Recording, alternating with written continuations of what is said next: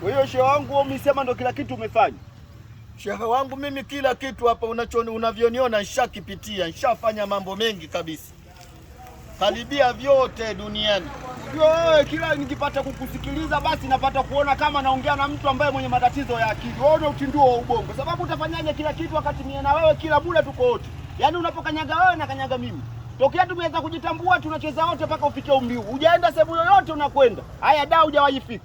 Hujawahi kufanya chochote cha utajiri na hata hujawahi kunywa ile mapombe makubwa. Unasemaje kila kitu ushafanya? Shehe wangu, wewe usichokijua mimi unavyoniona mimi shafika da. Nishafika Zanzibar. Mimi nishaenda mpaka Marekani, huko New York, kote nishafika mimi. Unaona?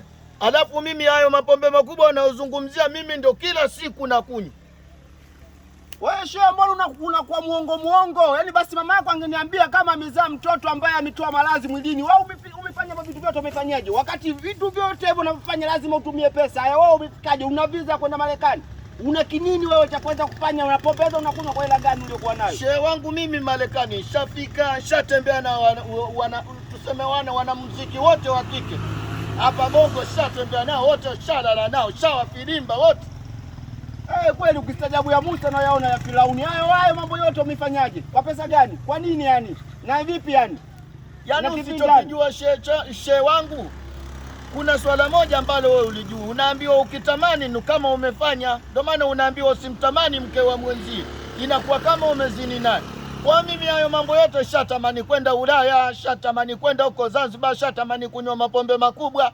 Kwa hiyo ni kama tu nimefanya. Mimi ni tajiri mkubwa shehe wangu, kwa sababu nishatamani mpaka utajiri. Basi ndugu yangu, endelea kutamani. Hebu mtamani na PDD basi.